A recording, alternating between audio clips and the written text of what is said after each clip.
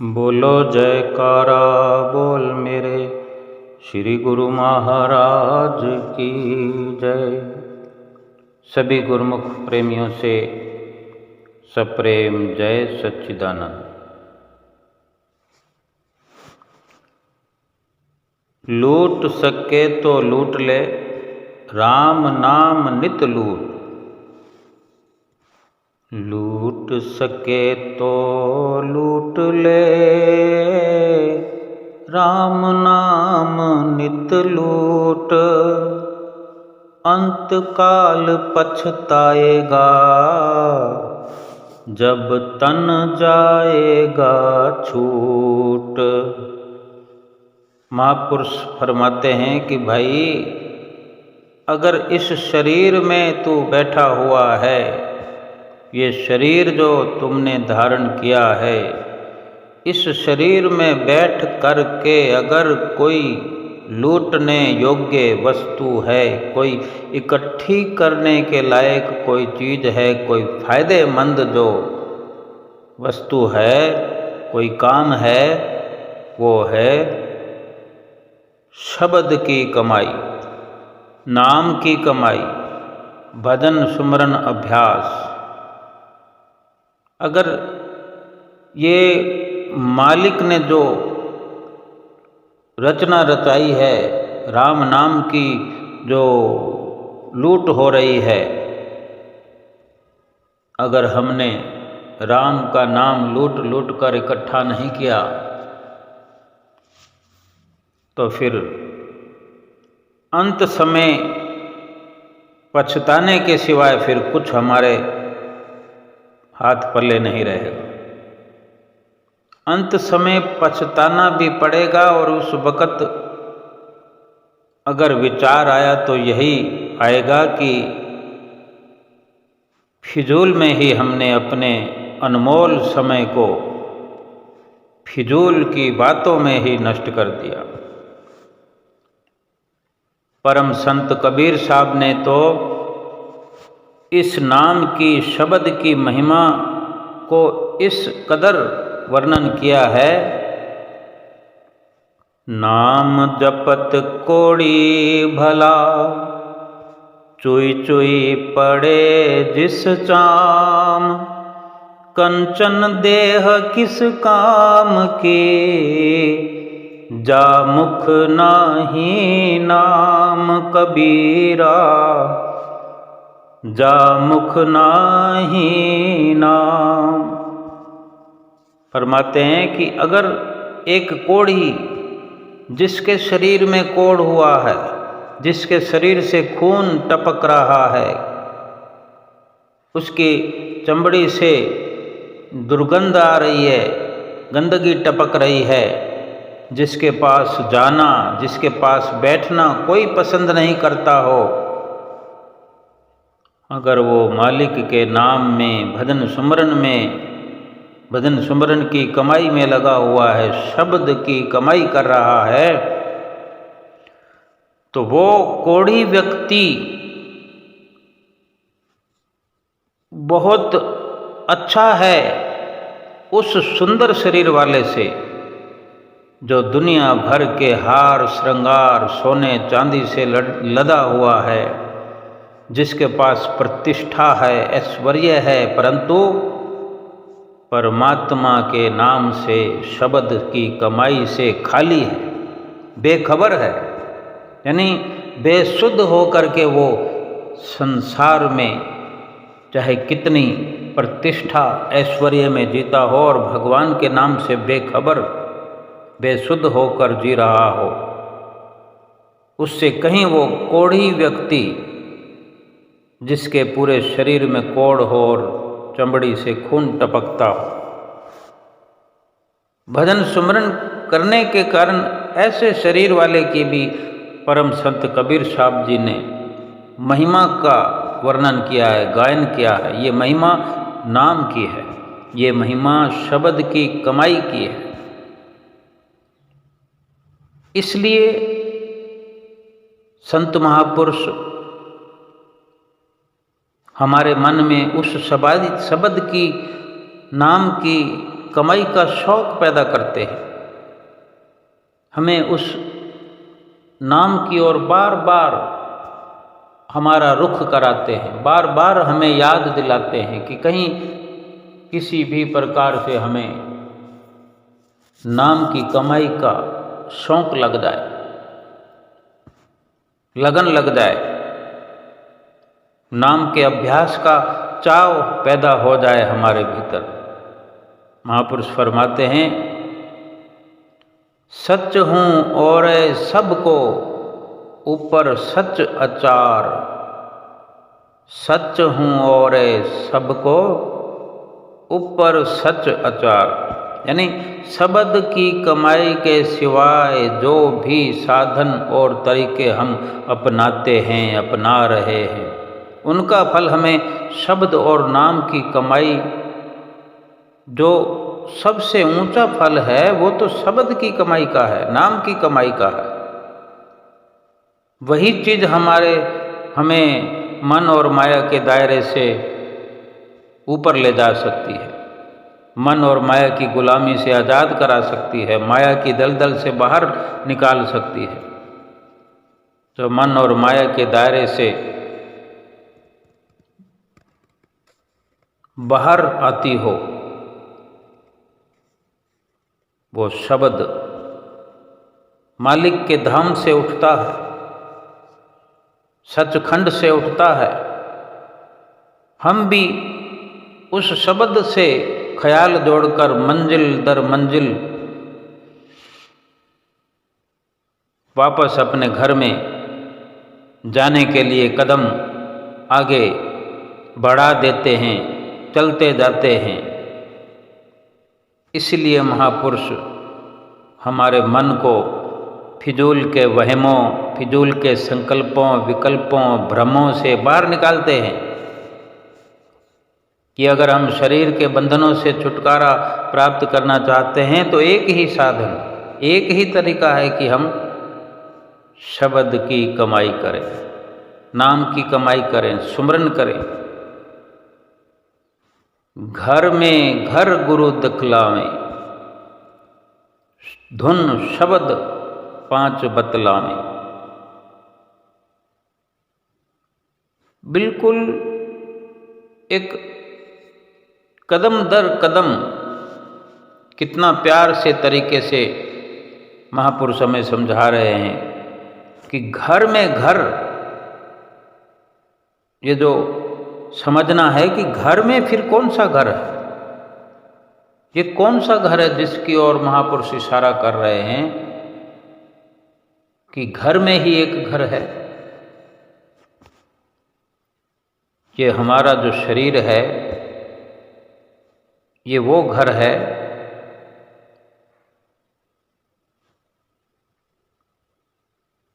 जो मालिक ने हमें बख्शा है,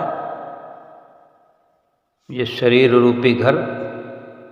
और इसी घर में एक और घर है जहाँ परमात्मा रहता है।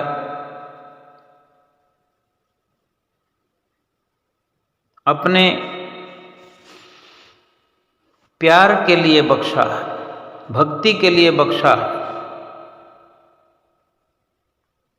ये जो कुछ भी हम देख रहे हैं, ये सब 84 का बहुत बड़ा जेल खाना है जो हम खुली आंखों से देख रहे हैं। इस जेल खाने से निकलने का अगर परमात्मा ने कोई रास्ता बनाया है, कोई दरवाज़ा समझो रखा है इस संसार रूपी जेल खाने से बचने के लिए, हमेशा हमेशा के लिए आज़ाद होने के लिए, कि इस संसार रूपी जेल में ना आना पड़े कभी, अगर कोई इसके लिए साधन बनाया है, वह केवल एक ही है, ये मनुष्य का शरीर। 84 लाख योनियां भुगत लेने के बाद परमात्मा हमें ये अवसर देता है, अवसर दे दिया है परमात्मा ने हमें। केवल इसीलिए ये अवसर हमें देता है भगवान कि हम इस अवसर का लाभ उठाकर मालिक की भक्ति करके शरीर के बंधनों से हमेशा हमेशा के लिए आज़ाद हो जाएं, आज़ाद हो सकें। श्री गुरु नानक देव महाराज जी फरमाते हैं, 184 जोन सबाई मानस कौ प्रभु देई वडियाई, इस पौड़ी ते जो नर चूके सो आए जाए दुख पायदा। ये मनुष्य का शरीर, मनुष्य की योनि इस संसार की आखिरी पौड़ी है, आखिरी सीढ़ी है। यानी ये 84 लाख योनियां, ये भी सीढ़ियां हैं परमात्मा तक पहुंचने के लिए। किसी में कोई सफलता नहीं है कि कोई सीधा आ सके।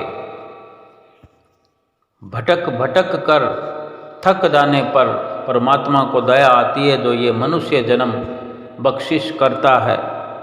यही वो अंतिम अवसर है, अंतिम सीढ़ी कहा है कि बस इस मनुष्य जीवन रूपी अंतिम सीढ़ी पर जो हमने कदम रखा है, ये मनुष्य जन्म पाया है, अब सीधा चाहे तो एक कदम उठाने के साथ ही छत पर पहुंच करके उस मालिक के कुल से मिल सकते हैं, परमात्मा से मिल सकते हैं।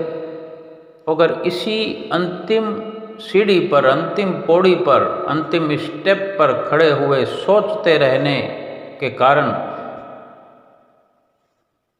लापरवाही से अगर कदम पीछे की ओर लुढ़क गया तो फिर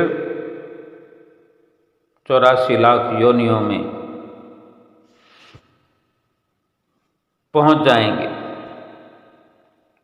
अगर इस शरीर में बैठ करके मालिक की भक्ति करेंगे तो शरीर के बंधनों से मुक्त हो जाएंगे। अगर विषय विकारों, इंद्रियों के भोगों में फंसे रहेंगे तो फिर इन कर्मों का फल भुगतने के लिए फिर बार बार शरीर के बंधनों में आना पड़ेगा। पैर फिसलने का मतलब यही है कि परमात्मा से स्वयं जानबूझकर दूर होना, यानी उन्हीं योनियों में, जिन योनियों से ऊपर उठ करके इस अंतिम सीढ़ी पर पहुंच चुके हैं, इतनी ऊंची सफलता हासिल करने के बाद में भी अगर गफलत कर देते हैं तो फिर उन्हीं 84 लाख योनियों में हम गिरा दिए जाएंगे। जरूरी यही है कि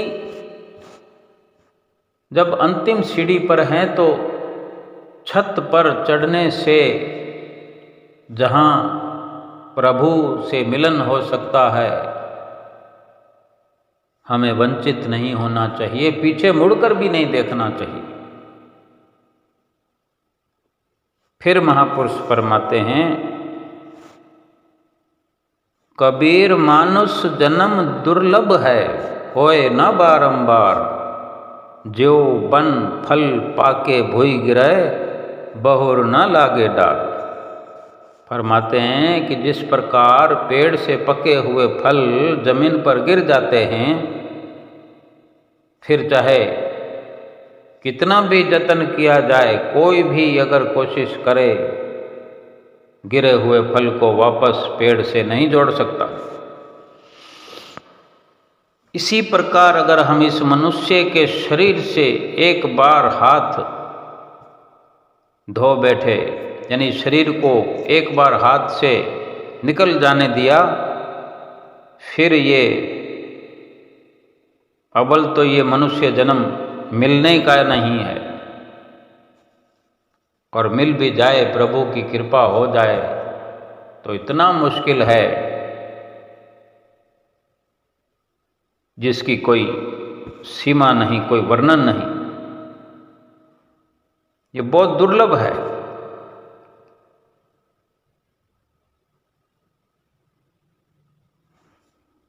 वास्तव में एक एक शब्द महापुरुषों का विचार करने के लायक है। अगर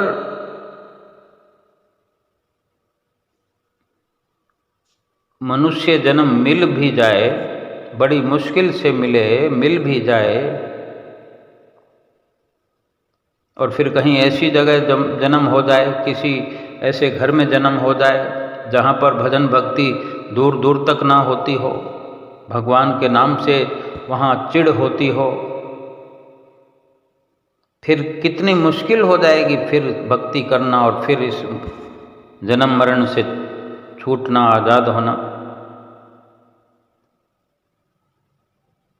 इसलिए महापुरुष हमें प्यार के साथ समझाते हैं कि इस घर यानी इस शरीर को प्राप्त करके हमें अपनी मंजिले मकसूद को अपनी आँखों के सामने रखना चाहिए, खोज करते रहना चाहिए, उस रूहानी सफ़र के तय करने की कोशिश करते रहना चाहिए। हमें जिस मंजिल की खोज करना है, जो रूहानी सफ़र तय करना है, वो मंजिल भी हमारे शरीर के अंदर है, वो रूहानी सफ़र भी हमारे शरीर के अंदर है। वो क्या है?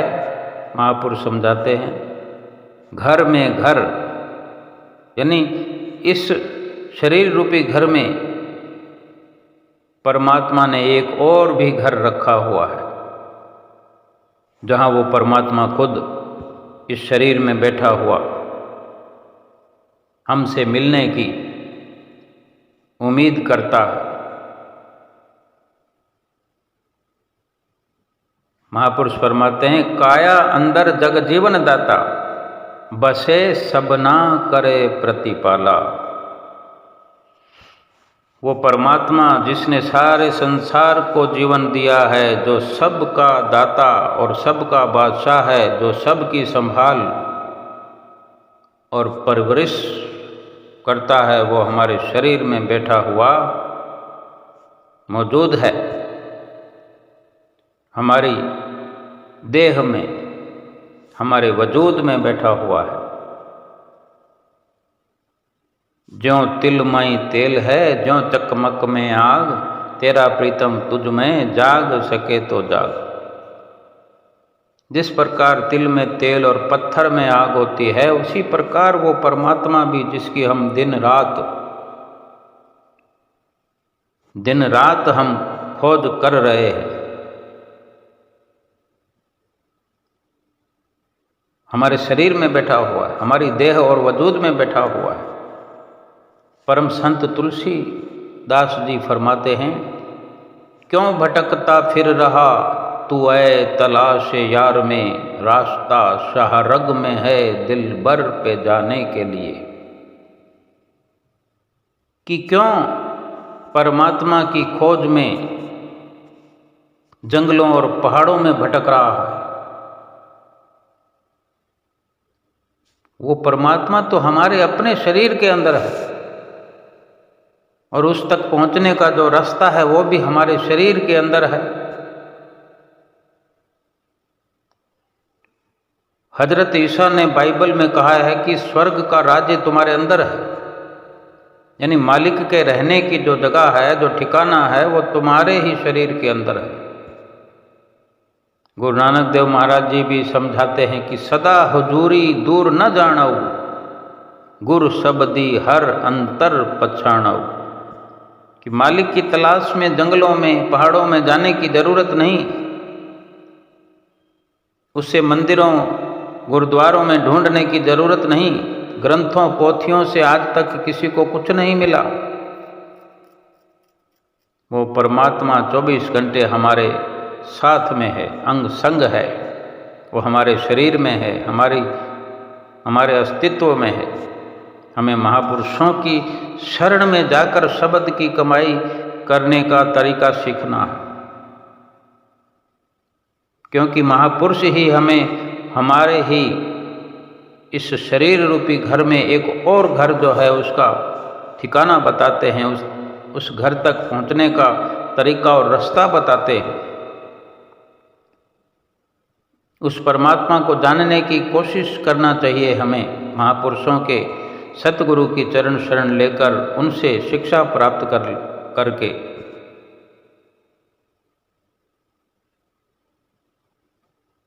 इसी शरीर के अंदर है वो घर। हजरत ईसा ने हमारे शरीर को जिंदा खुदा का मंदिर कहा है। हम मंदिर में जाते हैं, कितने ही भगवान के ठिकाने हैं, बाहरी ठिकाने जो हैं ये प्रतीक हैं। इनमें आस्था लेकर अपनी अंदर की आस्था को जगाना होता है। वहाँ जाकर के एक भगवान से प्यार का अपने भीतर दीप जलाना होता है, या भीतर के लिए अपने आप को तैयार करना होता है, अपनी भगवान को पाने की इच्छा को तेज करना होता है। और ये जब संतों महापुरुषों से मिलन होता है, वास्तव में महापुरुषों ने इस शरीर को जिंदा खुदा का मंदिर कहा है। असली मुलाकात तो जिंदा से होती है। बाहर तो केवल एक इशारा है, कहीं भी जाकर सत्संग सुनना, पढ़ना, कुछ सीखना, लेकिन जब सतगुरु की शरण मिलती है, सतगुरु से मुलाकात होती है, तो वो हमारे इसी शरीर रूपी घर में एक और घर जहाँ परमात्मा रहता है उसका इशारा करते हैं। वहाँ तक पहुँचाने की युक्ति, वहाँ पहुँचने की युक्ति बताते हैं।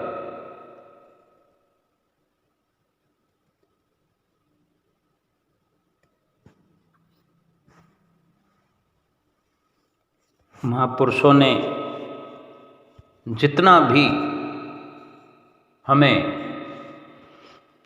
समय समय पर समझाया है, सिखाया करते हैं, हर सत्संग में, हर वचन में एक ही इशारा हमें मिलता है कि परमात्मा जब भी मिलेंगे अपने ही भीतर मिलेंगे।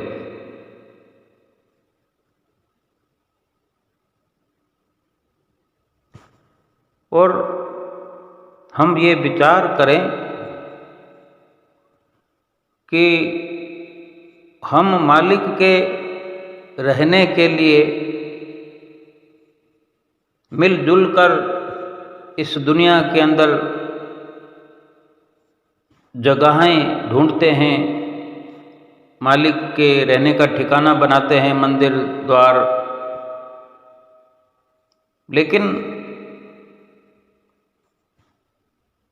उस जगह के जो कि परमात्मा ने खुद अपने रहने के लिए बनाई है, वो हर शरीर के अंदर उस परमेश्वर ने खुद अपना ठिकाना बनाया हुआ है। ये भी हम विचार करें कि हम जो अपने हाथों से बाहर मंदिर द्वारे बनाते हैं, उनको कितना साफ सुथरा रखते हैं, ये समझकर कि ये खुदा का घर है, ये प्रभु का घर है, ये राम का घर है, ये विष्णु का घर है, हनुमान का घर है। यानी भगवान के घर को हम कितना सुंदर बनाते हैं। और हम जो श्री गुरु महाराज जी के सेवक हैं, हम आश्रम पर जाते हैं, कुटिया पर जाते हैं, गुरु दरबार में जाते हैं, कितनी साफ सफाई का ख्याल रखा जाता है। इन सब के एक बड़े मायने हैं कि इसी प्रकार की शिक्षा को अपने भीतर हमने धारण करना है कि जहाँ हमारे भीतर सतगुरु का ठिकाना है, प्रभु का ठिकाना है, वहाँ भी सफाई की जरूरत है, सुंदरता की जरूरत है। क्योंकि हमने वो जगह मालिक के रहने के लिए जो बाहर बनाई है, हमने अपने खून पसीने से, अपने हाथों पैरों के द्वारा, तन मन धन से वो स्थान हमने बनाए होते हैं। हम उनकी कितनी इज्जत करते हैं, कितनी पवित्रता का ध्यान रखते हैं, परंतु हम ये क्यों भूल जाते हैं कि जो जगह परमात्मा ने खुद अपने रहने के लिए हमारे ही शरीर के अंदर बनाई है, जिसके अंदर वो, जिस शरीर में वो खुद बैठा हुआ है, उस शरीर के अंदर हम कभी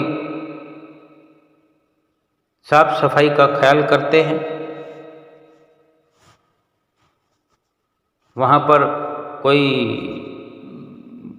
वातावरण खराब ना हो, क्या ऐसा ध्यान रखते हैं? हमको किस प्रकार का खाना खाना है, किस प्रकार के विचार अपने भीतर दाखिल करने हैं, यानी कैसी कैसी विचारधारा हम अपने भीतर रखते हैं, कैसे कैसे भ्रम अपने भीतर, कितने विकार, जैसे झूठ, फरेब, छल कपट,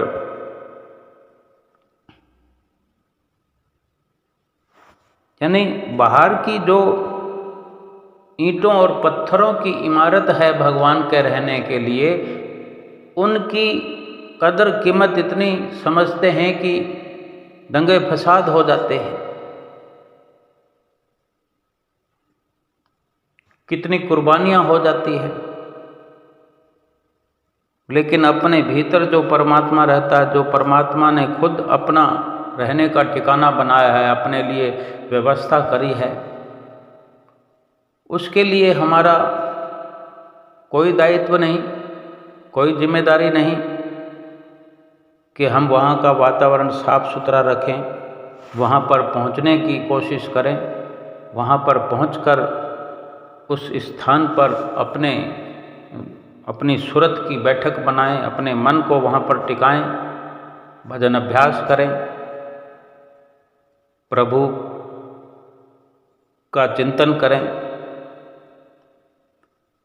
यही तो हमें नित्य प्रति समझाया जाता है। सतगुरु की चौखट पर केवल यही सिखाया जाता है।